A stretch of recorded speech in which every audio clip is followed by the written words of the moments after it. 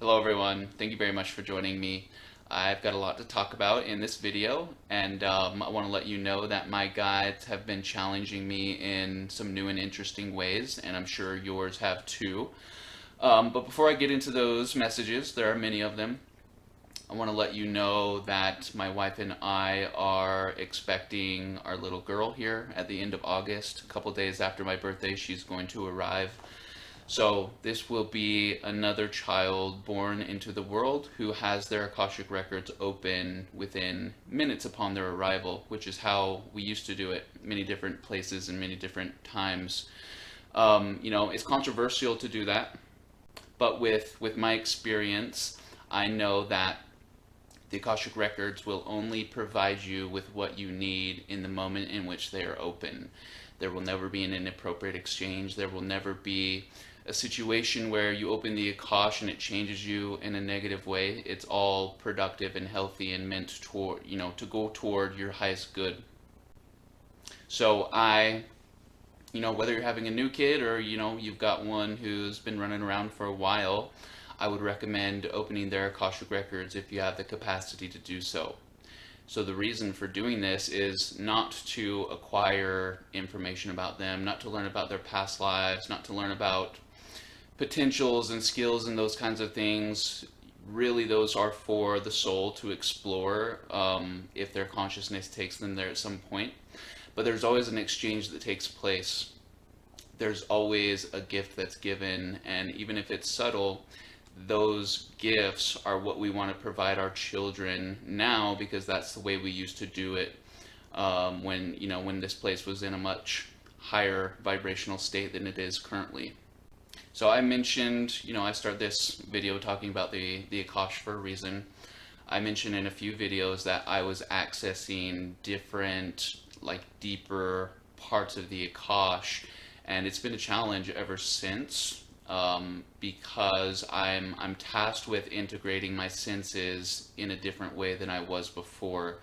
So the guides, when opening the Akash, have been taking me to a place that is known as the Telos Preservatory. And literally in my third eye, it looks like a dimension that is in between dimensions filled with pillars of light.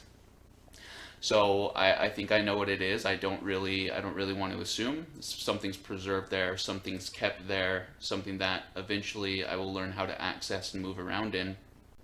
But for now, I go there, my third eye engages, but I can't do anything else. And they've been taking me to another place with the same thing happening. This is a place that is more rooted in traditional Gaia nature. I've given it the name the Sacred Grove, which looks like a small clearing within a forest, a bunch of trees around you. When I go into these places, I feel like I'm paralyzed. I feel like I'm in sleep paralysis, in that I'm aware and awake, but the impulse to move, the impulse to look, all of those things go unnoticed by my form in those places. So that gets my wheels turning, because I really, really want to understand what's going on there. So they piqued my curiosity, and they let me know that the key to being able to move within those dimensional spaces unrestricted, and to understand what they are more thoroughly, that I needed to practice something known as dimensional temperature entanglement. Now, this is new for me. I'm familiar with integrating a lot of my other senses into the dimensional spaces. I can go into a past life and I can smell the food that's being made. I can go into a past life and I can touch a tool or an item that I had, or the person I'm reading for had, in a past life. But I've not really tapped into the temperature sensation. So if I go into a place that's cold, I don't feel cold. If I go into a place that's hot, that doesn't come back with me. I don't perceive it that way.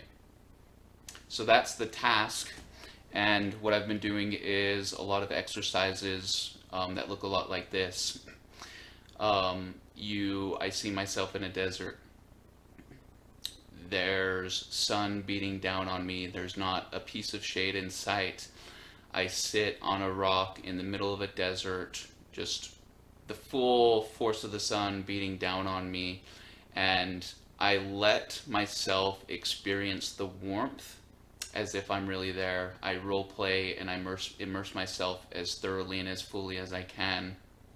And you kind of have to make a game of it. You'll notice the brow, the sweat dripping off your brow. You'll notice the air coming out in and out of your lungs gets very hot. You want to duplicate the sensations that you would experience in your physical body that you occupy into that space. And something interesting happens after a little bit of doing that. You really start feeling like you're burning up, and you've got to step away or find shade or take a drink of water. Same thing if you go into a cold space. Even though I'm sitting in a room that's 70 degrees, I can go into a dimension where it's cold, and I can sit there immersed in the cold, and then eventually my physical body will start reacting as if it is in that environment.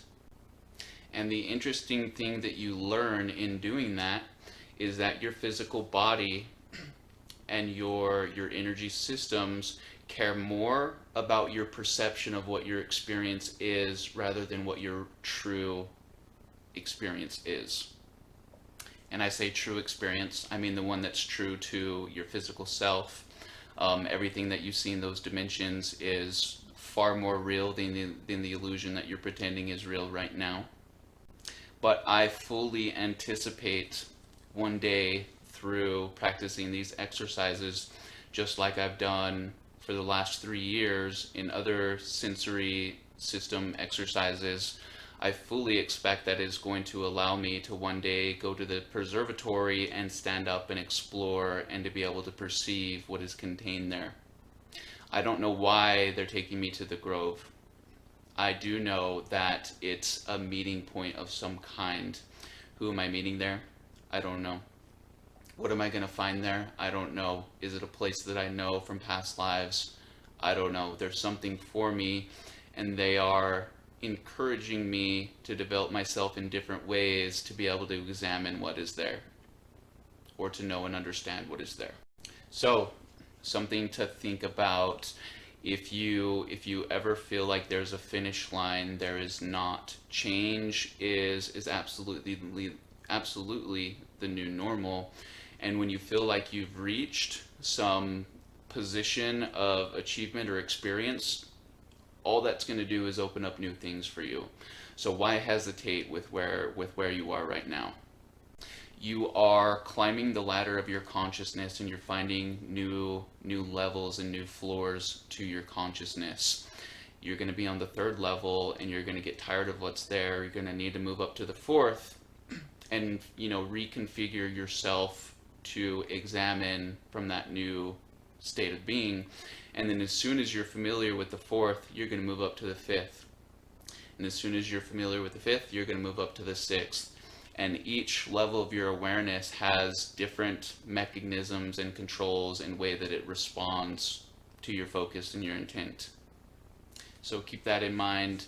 Yeah, a lot of you guys right now have third eyes that are kicking it up a notch. Many of you guys in session are reporting seeing a lot of shadow figures. Many of you are seeing a lot of orbs. The most common thing that is reported is probably hearing disembodied voices or music that's not there, conversations in a room in the middle of the night and nobody's in there. So why are those things happening more frequently? Well, your physical tools and your spiritual tools have found a meeting point, and you are starting to perceive things that are outside of the normal spectrum in which your physical tools were meant to receive.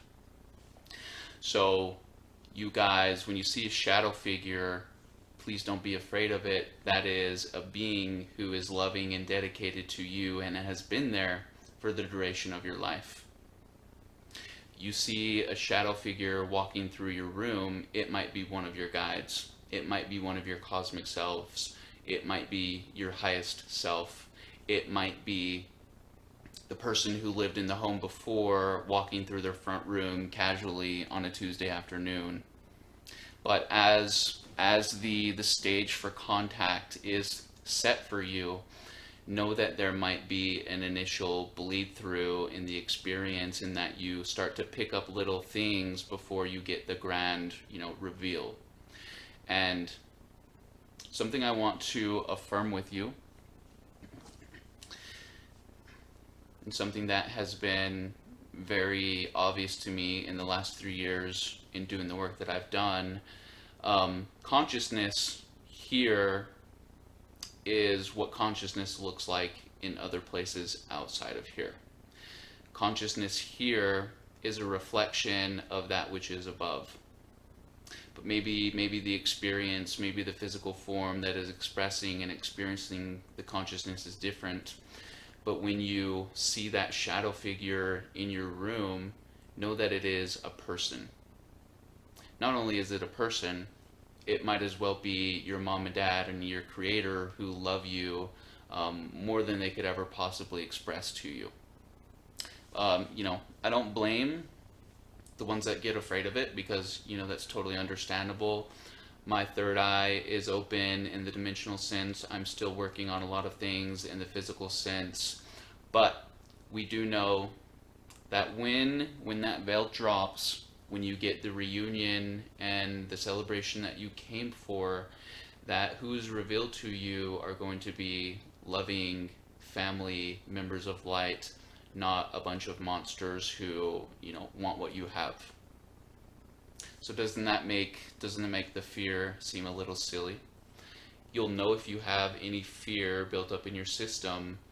Go to the darkest, furthest place in your house at 3 in.the.morning with all of the lights out, and ask for spirit to make themselves known to you. If you get a jolt of fear, maybe you have some work to do. Maybe you have something to eliminate from your field before you can manifest that experience. But remember this, as much as you want that reunion to take place, as much as you want to embrace your family like you've always dreamt of, they want it just as much as you and I, or dare I say, even more. Anyway, thank you very much for watching, you guys. I will see you very soon. Goodbye.